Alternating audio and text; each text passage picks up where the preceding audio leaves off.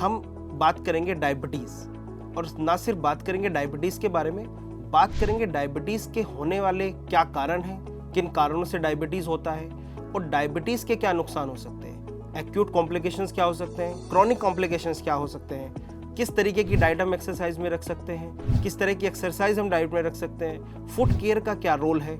इन सभी चीज़ों को एक एक करके हम एक पूरी सीरीज लेके आए हैं और इसमें एक एक करके हम सबके बारे में डिस्कशन करेंगे।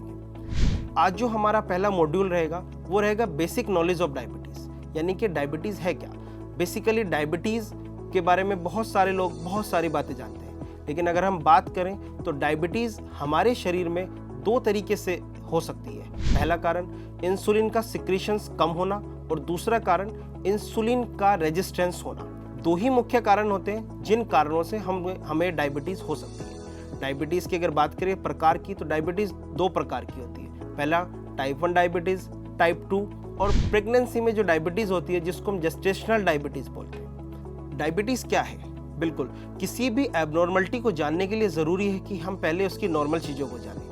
जब भी हम खाना खाते हैं, खाना हमारी ईसोफेगस यानी कि आहार नली से होता हुआ हमारे खाने की थैली में जाता है, जिसको हम स्टमक बोलते हैं, जहाँ पर enzyme, hormone, gastric juices stomach में आते हैं और जो हमारे खाने की डाइजेशन की प्रक्रिया को पूरा करते हैं, और फाइनली वो कार्बोहाइड्रेट्स यानी कि शुगर के रूप में परिवर्तित हो जाता है। यही शुगर ब्लड के साथ मिलकर हमारे टारगेटिंग ऑर्गन यानी कि ब्रेन, हमारे हार्ट, हमारी मसल्स, हर जगह जाता है जहाँ पर भी एनर्जी की आवश्यकता होती है। अगर हम बात करें तो इस ग्लूकोज को एक टारगेट ऑर्गन के अंदर या एक सेल्स के अंदर या एक टिश्यू के अंदर ले जाने के लिए एक की एंड लॉक सिस्टम होता है। की एंड लॉक सिस्टम जिसमें से की की तरह एक काम करती है इंसुलिन जो कि हमारे पैनक्रियास से निकलती है। पैनक्रियास से इंसुलिन निकल करके और इंसुलिन उस टारगेटिंग ऑर्गन के जो लॉक सिस्टम है उसको डीएक्टिवेट करती है, जिसके कारण जो ब्लड शुगर है, जो ब्लड में घूम रहा शुगर है, वो उस सेल्स के अंदर जाता है और हमें एनर्जी देता है। लेकिन यही जब किसी व्यक्ति को डायबिटीज़ हो जाती है तो उस केसेस में जो की एंड लॉक सिस्टम है वो फेल हो जाता है, यानी कि इंसुलिन पूरी तरीके से शरीर के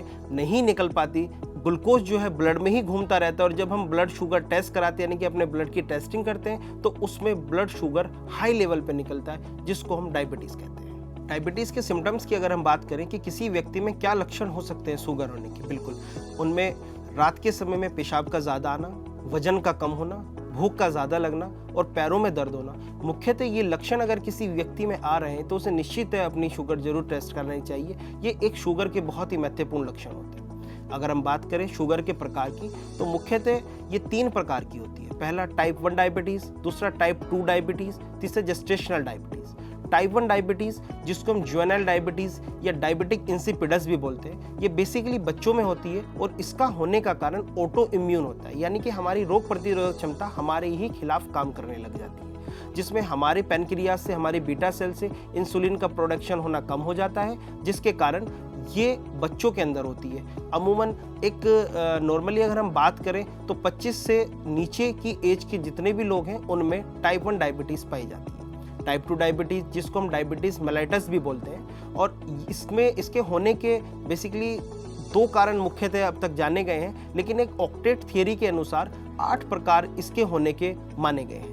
अगर हम बात करें कि टाइप 2 डायबिटीज़ होने का मुख्य कारण जो है वो बीटा सेल से इंसुलिन का कम निकलना और इंसुलिन का निकलने के बावजूद भी इंसुलिन का रेजिस्टेंस होना, ये 2 मुख्य कारण माने गए हैं। जेस्टेशनल डायबिटीज़ की अगर हम बात करें तो ये अधिकतर प्रेगनेंसी में होती है और बहुत सारे केसेस में ये प्रेगनेंसी में होने के बाद, ट्रीट होने के बाद स्वतः ही समाप्ति हो जाती है, लेकिन भविष्य में उस व्यक्ति को, उस रोगी को डायबिटीज़ होने की संभावना रहती है। तो ये थे हमारे आज के कि डायबिटीज़ क्या है, क्या इसके लक्षण हैं, कितने ये प्रकार की होती हैं, और आगे हम इसी सीरीज में जारी रखेंगे कि डायबिटीज़ को कंट्रोल करना क्यों आवश्यक है। क्योंकि साथियों, मैं आपसे एक बात ज़रूर शेयर करना चाहूँगा कि जो डायबिटीज़ है ये हमारे शरीर पर, हमारे शरीर के हर हिस्से पर, हर अंग पर इसका असर जाता है। अगर हम इसको कंट्रोल नहीं रखेंगे, ये कंट्रोल में नहीं रहेगी, तो हमारी आंखों की रोशनी भी जा सकती है, हमारा हार्ट अटैक भी हो सकता है, किडनी फेल्योर भी हो सकता है, यहाँ तक कि लिम्ब एम्पुटेशन यानी कि अंग विकलांगता भी ये उत्पन्न कर सकती है।